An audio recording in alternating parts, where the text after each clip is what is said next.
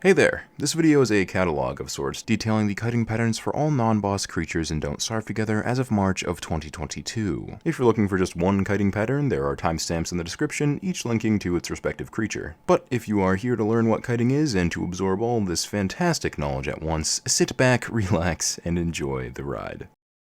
In DST, kiting is the process of baiting and dodging enemy attacks to ensure you never get hit. And I don't know about you, but not getting hit sounds kind of nice. In fact, I feel like most of the times that I've been killed by an enemy, I was, believe it or not, hit. Kiting can be difficult to master, but the basics are quite simple. Here we have a Hound. This Hound has an attack range, and our player, of course, has a hitbox. Enemies will only initiate their attack on the player when these two zones overlap. However, enemies do not attack immediately. Our Hound here has to stand still and wind up before striking. So if we move our hitbox out of its attack range during the wind up and before the attack goes out, you will have dodged the attack. Now, of course, you likely already knew this intuitively. However, I feel it's beneficial to lay things out this way, so bear with me. To arrive at a kiting pattern, we also need to understand our enemy's attack period. In DST, attack period is simply the attack cooldown of an opponent, or the amount of time our Hound has to wait in between each strike. A Hound has an attack period of 2, which directly translates to an attack cooldown of 2 seconds. Alright, so putting all this together, we can quite easily say that a Hound has two behaviors. If the target player is not within my attack range, run towards the player, and if the player is within my attack range, attack the player. Continuing our previous scenario, if we were to walk back into the Hound's attack range at this moment, our Hound has a bit of an issue. We are already within the Hound's attack range, so it does not want to move, but our Hound is also unable to attack, because it just did, and the cooldown is currently active. So now we have a Hound that quite literally can't do anything. As I'm sure you can guess, this is our time to strike. Our attack window is of course equal to that of the Hound's cooldown time, 2 seconds. Once these 2 seconds are up, our Hound will once again be able to attack, but by this point we can move our hitbox out of the Hound's attack range, move back in, and oh look, we are right back where we started. Inactive Hound, 2-second window. So yeah, that's kiting. It really is just an information game. Once you've got your pattern figured out, all you have to do is follow it. And of course, I will begin showcasing all of these patterns momentarily. Just some extra notes before we jump in. These are all basic kiting patterns assuming no movement buffs. Keep in mind that you can often land 1 or 2 more hits on most enemies through the use of items such as the Walking Cane or Magiluminescence. Also, remember that there is no issue with doing fewer than the described amount of attacks. Sure, it will take longer to kill your opponent, but if safety is your primary concern because maybe you're on a laggy server or you're just at low HP, minimizing the amount of time you're spending within your opponent's attack range will of course increase your odds of survival. We're going to be going through every hostile and neutral creature in Don't Starve Together alphabetically, starting with the overworld and then covering the caves. Obviously, we will not be covering passive creatures because, well, they won't attack you. While there are indeed many kiteable bosses in DST, most require a lot more setup and strategy than just kiting, and I didn't want to tack a whole boss strategy guide onto the end of this video. This can also be said for certain normal mobs that summon minions, such as Varg or the Poison Birchnut Tree. Due to their nature, they cannot really be kited, so they will not be included in this guide, but will be included in a future guide that covers every strategy-based fight that will be missed in this one. And one last thing, for nearly all of the clips in this video, I have my damage multiplier set to 0.1, meaning I only do 10% of normal damage, so plenty of mobs that would normally die in a few hits in-game will not do so in the shown footage. I just wanted to make sure that the full pattern could always be showcased here for reference. Okay, that's all. Let's get into our kiting patterns. With this info, you'll be conquering the constant in no time.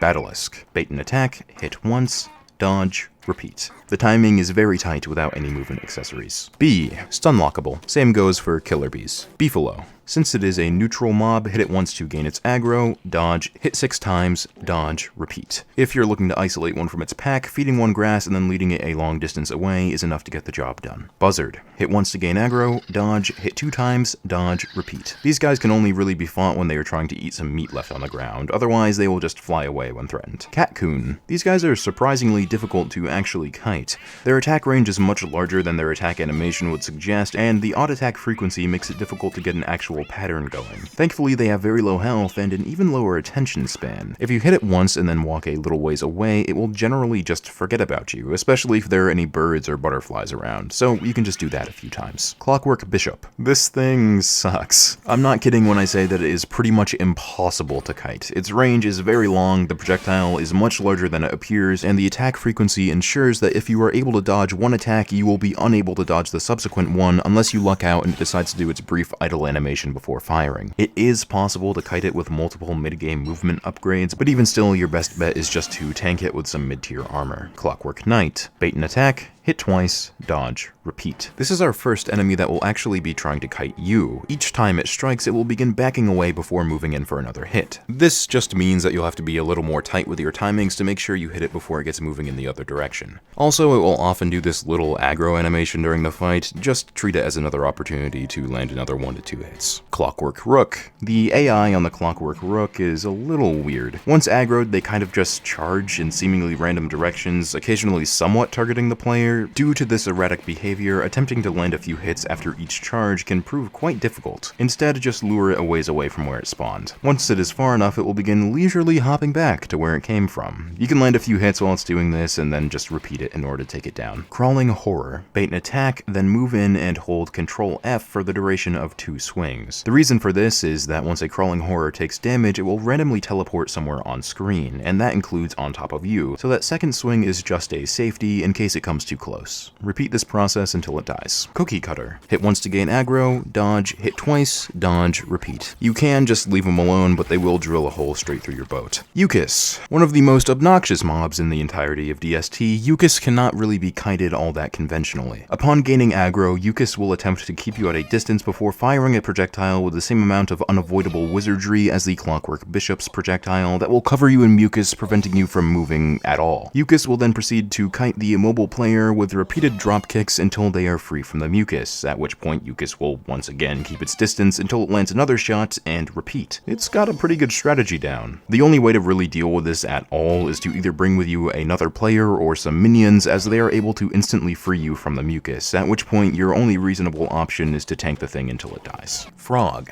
Bait and attack, dodge, land 1 hit, dodge, repeat. In the event that you're dealing with a lot of frogs, Godspeed. Ghost. These guys are a bit weird in that their attack pattern is pretty inconsistent. Generally, you can just hit once, move away for a few seconds, move back in to hit once, move away, and repeat. But sometimes it'll just decide it will attack with no delay. It's bizarre. But ultimately, these guys don't drop anything, and they also despawn after a while, so the best way to deal with them is to just leave them alone. Gnarwail. Not really kiteable, or even fightable for that matter. Their AI leaves them largely disinterested with the player. Even if you aggro them, they'll generally just peace out after 1 or 2 attacks. If you really wanted to fight one for its incredible drop of 4 fish meat, your only actual option is to just spam projectiles. Grass Gator. Hit once to gain aggro, dodge, hit 6 times, dodge, repeat. Really, the only way to gain aggro is through the use of more projectiles, as it will run away from your boat faster than you can pursue it, unless you're using 20 sails. Guardian Pig. Bait and attack, hit once, dodge, repeat. These guys always spawn in groups, so you're likely going to want to bring a few friends or minions in order to split up their aggro. Hound. Bait and attack, hit twice, dodge, repeat. The same pattern also works on both blue and red hounds. Blue hounds release an icy blast upon death. If you're hit with 2 of these blasts in quick succession, you will freeze, and the red hounds just explode into fire. Horror Hound. Bait and attack, hit 3 times, dodge, repeat. Koalefant.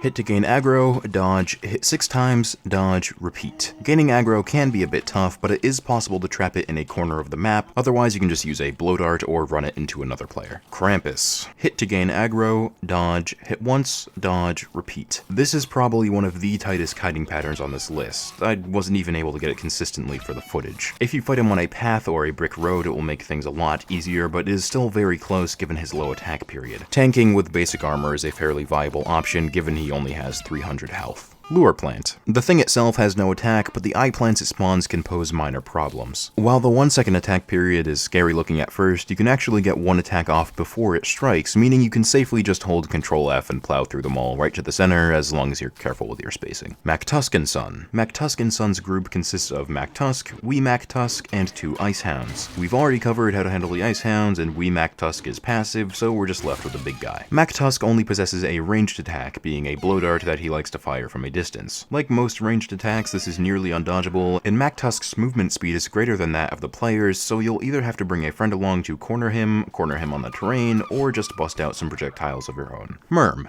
Bait and attack, dodge, hit 3 times, dodge, repeat. This is another mob who will be trying to kite you back, so you'll only be able to land 2 to 3 hits before it manages to run away and then run back. Also, their attack range is a bit longer than their animation would suggest, so be mindful of that. Moonrock Pengull, stunlockable. Mosquito, stunlockable.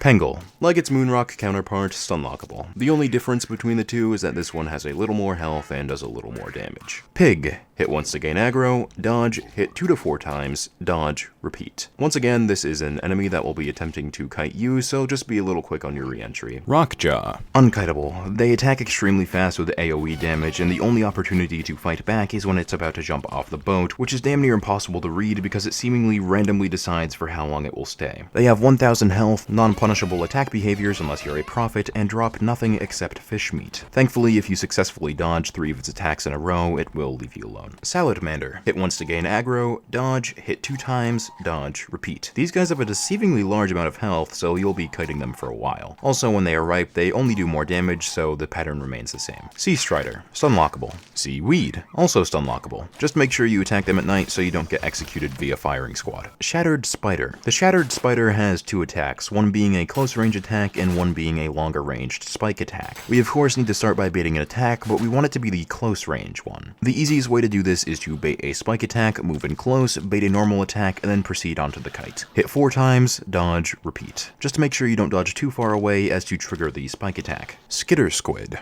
Hit once to gain aggro, dodge the ink attack, move in close to bait and dodge the spinning attack, hit 5 times, bait and dodge the spinning attack, repeat. The behavior on these guys proved to be a little erratic, especially with the ink attack, so if you notice it charging up the ink during the kite, just move out of the way and reset. What I also found bizarre in my testing at least was that when hitting to gain aggro, it proved to be stunlockable if I just held down Ctrl F from the start. However, attempting to stunlock it after actually initiating the fight did not work, it would just attack anyways. I don't know why this is, maybe the ink attack can be stunlocked but not the spinning attacks, maybe it's just a minor bug, but either way, simply running up and holding Ctrl F appears to get the job done as they only take a couple of hits anyways. Spider Warrior. Bait and attack, you want it to be the close range attack, so if necessary, bait a jumping attack first and then a close range attack. Hit 7 to 8 times, dodge, repeat. I say bait the jumping attack to start, but it is nearly impossible to dodge, so you'll likely be taking 1 hit, which isn't a huge deal. Also, during the kite, make sure to dodge close as to not trigger the jumping attack. Tallbird. Bait and attack, dodge, hit twice, dodge, repeat. Note that only the first hit will trigger its hurt animation, but so long as you hear the second hit connect, you are dealing the damage. The same applies to smallish birds or teenbirds. Tentacle. Bait and attack, dodge, waiting out both swings, hit once, dodge both swings, repeat. This is another pretty tight kiting pattern, so a movement accessory would certainly help you out. Terrorbeak. Similarly to the crawling horror, you want to bait and attack and then hold down Ctrl F for the duration of 2 swings to ensure it does not teleport on top of you. These guys are a lot faster and hit a little harder with a little more health, so just be mindful. Terrorclaw.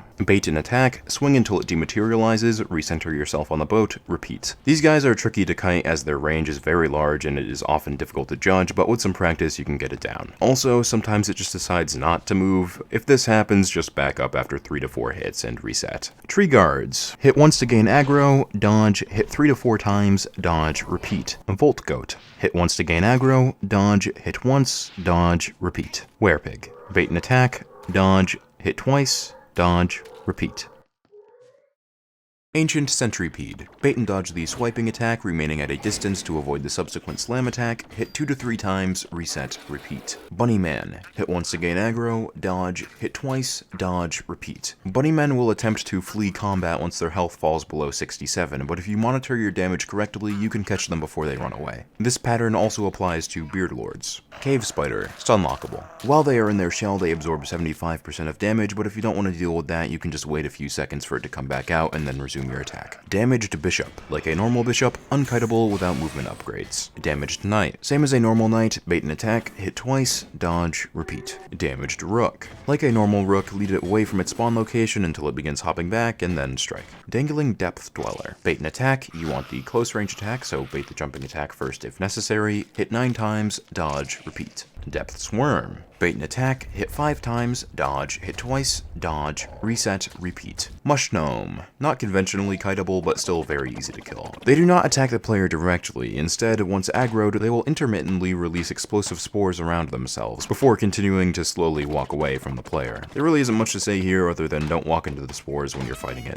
Rock Lobster. Hit once to gain aggro, dodge, hit 4 times, dodge, repeat. After taking a bit of damage, they will retreat into the rock form for a time, absorbing 95% of all damage and regenerating 10 health per second. Why you'd ever actually want to kill one of these is beyond me, but there's your pattern. Slurper. Hit once to gain aggro, dodge, hit 5 times, break away at an angle to dodge the rolling attack, repeat. If it manages to latch onto your head, just unequip it from your head armor slot. Slurtle. Hit once to gain aggro, dodge, hit 6 times, dodge, repeat. If the Slurtle retreats to its shell during combat, just back up and reset. Spitter. Unkiteable without major movement upgrades. Just tank it before it can do too much damage. Splamunky. Normal Splamunkies only have a ranged attack in which they fling manure at the player. If they don't have any manure, they will simply run away. The only way to kill one is by chasing it into a corner or by using projectiles. Shadow Splamunky. Bait and attack, dodge, hit twice, dodge, repeat. You'll be hard pressed to catch one of them alone. If you stumble across a group of them, you'd be better off just running away until the nightmare phase ends.